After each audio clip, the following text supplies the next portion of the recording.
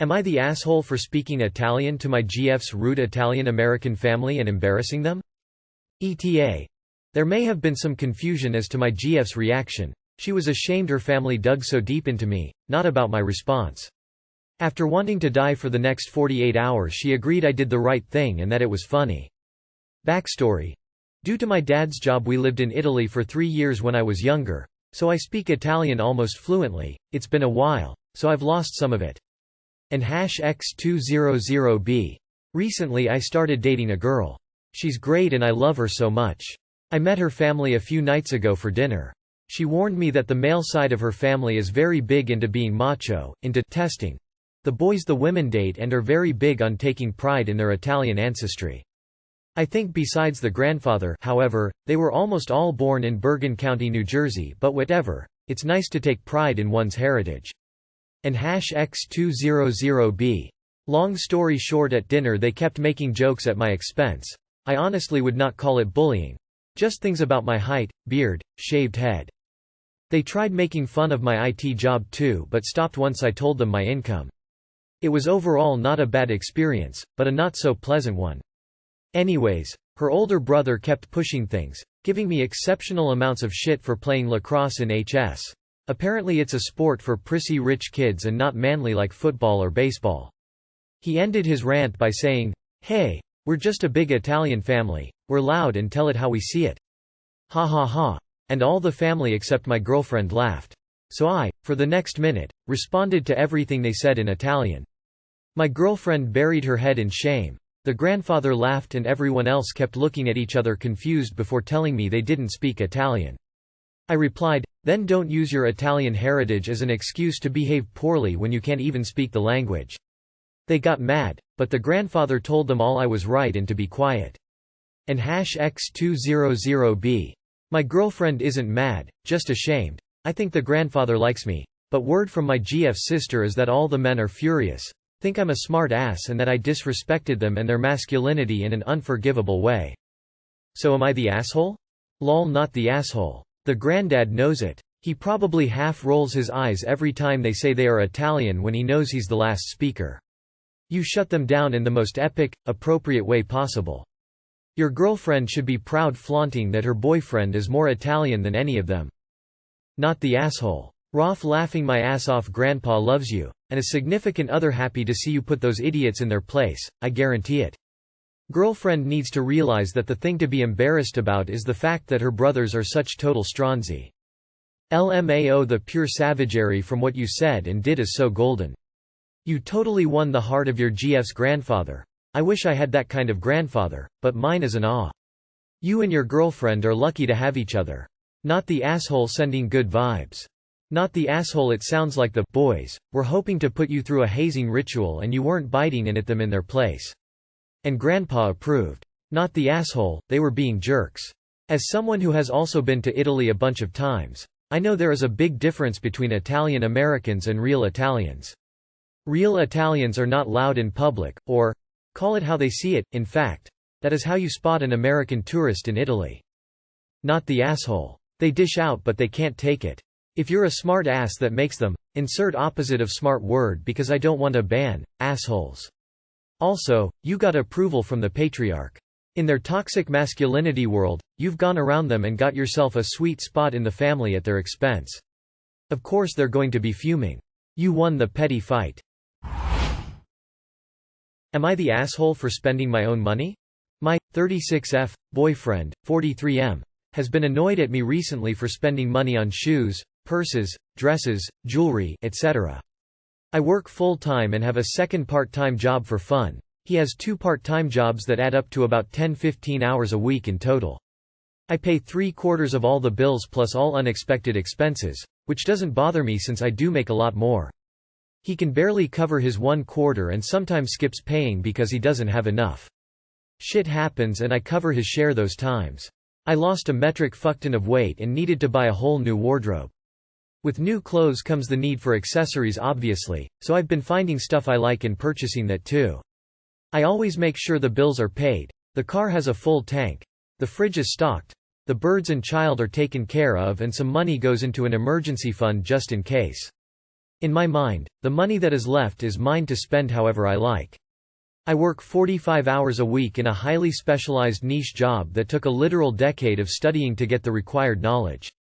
Meanwhile, my significant other refuses jobs because it sounds boring, or I don't want to be on the phone all day. But now he's been making me feel bad for buying shoes and purses, because he doesn't have money to spend on frivolous things. There's nothing that needs attention right now. Last month the outside of the house needed new paint, so obviously I didn't buy shoes but paid the painters. And I feel like I should be allowed to spend my money on things I enjoy.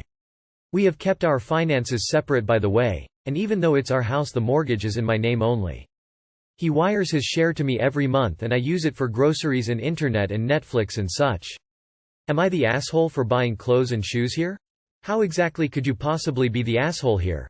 He's fucking 40 and only works part-time jobs and turns down full-time ones because they are boring. Even though you feel like the finances are separate, they aren't. You pay the lion's share of the bills, food, gas, who knows what else. Why are you even with him? What is he bringing to the table here? Not the asshole in this story, but you are the asshole to yourself. Toss this whole man out, he's leeching off you. Not the asshole. Why is a guy who isn't pulling his weight even talking to you about budgeting, finance matters? He has no credibility. Not the asshole. Does this seem like a realistic long-term solution? What is his plan for retirement and are you okay with it? Is he just planning on living off you forever? If he wants some toys, he needs to step up and get a real job. Honestly, unless he is a real house husband who's doing all the home care and childcare, this doesn't seem like a viable living condition. Update. Thank you all so much for your advice. I will make sure we get some financial counseling to get clarity about what he's really expecting and where we stand. I will also talk about this with my personal coach to evaluate the relationship. This has been very eye-opening and it went a lot deeper than I thought it would. Also, after making my initial post, I bought some more shoes. Winking face. Not the asshole. Dude doesn't have money because he doesn't want to work, so he's barely able to cover his bills. That's whatever. Him trying to make it your problem or make you feel bad for spending in yourself. I would be thinking about what this relationship is going to look like in the long term and if this guy is what you're looking for in a partner. Not the asshole. Let me guess, he considers himself too smart for some jobs, but he's not qualified for anything more than entry level. These kind of guys never change. He will ride your coattails as long as you let him. Don't let him make you feel bad in the slightest. Side note. He may also be shaming you because he's afraid you're going to realize you can do better. Major weight loss is a big deal, and often a confidence booster, and he doesn't want you to look your best. He's probably afraid there will be increased attention from guys. Am I the asshole for snapping at my nanny for walking me up? I have a 5-year-old and a 2-month-old. The transition from 1 to 2 has been tough, especially with a newborn. My husband has been amazing help, but he had to go on a business trip. Him going on this would ensure he didn't have to travel for at least a year. I told him to go as it was only a week. 4 days in, I was exhausted and overwhelmed. I got maybe an hour or 2 of sleep each night, combined with each kid's needs, housework and me semi-transitioning back to work. I have no help outside my nanny. No family in the area, friends are busy with work. Our nanny is also transitioning into caring for both kids, with a pay raise, now $30 per hour. She's mainly cared for my eldest since birth. He's gone to camp this summer, so she's worked about 25 hours a week, still compensated for her usual 36. I was fried and wiped, offering her overtime to come in while my son was at camp to watch the baby for 4 hours so I could nap. I told her if she didn't want to, it was fine and I'd try to find a sitter. She insisted she could do it. I gave her the condition that I was not to be woken up unless there was a true emergency, someone is ill or injured, there's a fire, or the baby won't take her bottle, mainly breastfed but usually will take a bottle, or is inconsolable. She agreed. Keep in mind, she has worked for us since our oldest was a baby. She has experience with newborns and knows what comes with that. I finally fall into a much-needed deep sleep. It feels like 5 minutes, turned out to be 30. I'm being shaken awake. At first I was just groggy and disoriented. The nanny was leaning over me saying, the baby had a blowout. It took me a minute to come to my senses and finally said, okay? She asked if she should have a bath, do I want the sheets thrown in the wash, etc. I then realized there was no true emergency. It's normal for babies at this age to have that happen. And I've told her in the past if my eldest wets the bed, just leave the sheets in the laundry room and give him a bath. She just kept staring at me, so I snapped, just do what you would for, eldest kid. Why did you wake me up? She got defensive and said she was just checking. I reminded her of our deal and she walked out. I tried to fall back asleep but couldn't as my baby was crying from getting a bath and being changed. I would have slept through it if I hadn't woken up as they were in another room. I always wake up if she's beside me. The baby stopped crying but I was wide awake and couldn't fall back asleep. After an hour, I gave up, went and grabbed my baby, dismissing the nanny. She texted me later saying I disrespected her and she didn't deserve that. I told her I was sorry for my tone but that wasn't an emergency and it defeated the purpose of me getting a break. I paid her for the full 4 hours, even though she was only there for 2 as I did choose to dismiss her. She says I'm the mom, so it shouldn't be a burden. It's not a burden but I needed the break and she was being paid $45 per hour, overtime rate. Am I the asshole? Not the asshole. I'm no nanny. I'm a 22-year-old child-free dude. I wouldn't wake you up for that. Literally what else would she think you'd want her to do with the baby in that situation? Edit. Also the amount of people calling you an asshole just because you can hire a nanny is laughable. Not the asshole. I've been a nanny for 20 years. Handling blowouts is definitely part of the job as it happens more frequently than anyone wants it to. I have always handled blowouts and the resulting casualties all by myself, and would not consider it an emergency but part of looking after a newborn that a nanny should be familiar with and able to handle. Not the asshole. She says I'm the mom, so it shouldn't be a burden. That's an awful thing to say. She's supposed to be a pro. Being sleep deprived is a real torture. An infant's messy bowel movement does not constitute as an emergency. She disrespected the deal and is acting incompetent. You took the time to explain what scenarios you were to be bothered in and she didn't listen. Not the asshole. Not the asshole. If you paid her to let you sleep that's all she had to do. I know it's the last thing you need but I'd start interviewing new nannies ASAP X. Not the asshole. You hired her so you could get some well-deserved rest. If that's not happening she didn't do her job. If a baby shits itself, bathe it. If they fuck up the sheets, wash them. I'm shocked at the "you are the asshole" comments. It sounds like a lot of people are projecting their financial insecurity on you, and your ability to hire help. Also this "parenthood isn't a burden" thing is crap. That mindset is how parents get burnt out. Having children is a sacrifice, every day is a sacrifice. It's a lot. Just because you choose to do it, doesn't mean it's still not a lot. Just because you acknowledge that it's a lot, and that you need help sometimes, doesn't mean you're ungrateful for your children. Am I the asshole for asking a friend not to use me in her art? An old friend of mine just notified me that she is writing a play with the hopes of getting it produced by a reputable theater in her town. The problem is that one of the 3 characters in the play is based on me and the name of the character is my full name, first and last. I told her I was uncomfortable with her using my name and asked her to please change it.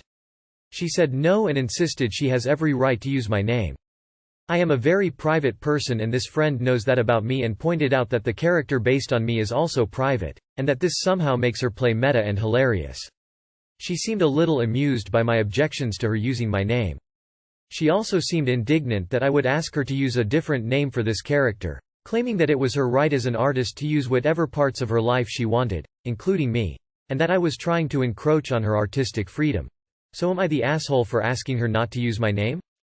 Not the asshole. Google, right of publicity. You have the right to stop them and claim monetary damages. Not the asshole. If you have a friend or relation who is an attorney, ask them to write you a cease and desist letter, and copy the theater manager. Et voila. Not the asshole. However, you need to do 2 things. First, contact the theater and let them know that your name is in the play, and that it is based on you, and ask them to change the name if they choose to use the play. That's not a big deal and shouldn't be an issue. It also gives them a heads up on the friend's personality. The second thing is to find a different friend. This person isn't one. If she's so careless about her impact on you and how you feel and refuses to make one small change. First of, not the asshole. Second of all, what an invasion of your privacy. There's 0 reason she can't change the name. Third, I don't know where you live, but she's setting herself up for a lawsuit if she follows through with her refusal. Totally can't do that without your permission. Not the asshole. A lot of writers are advised to change names in their books if it's based on a real person. I think you can sue actually. not the asshole. Writers are going to base characters and stuff in their environment around them, but to outright use your full name even after you've asked her to change it is unacceptable and also opens her up to legal issues. There's a reason books and movies have a disclaimer. The story, all names, characters, and incidents portrayed in this production are fictitious. No identification with actual persons, living or deceased, places, buildings, and products is intended or should be inferred.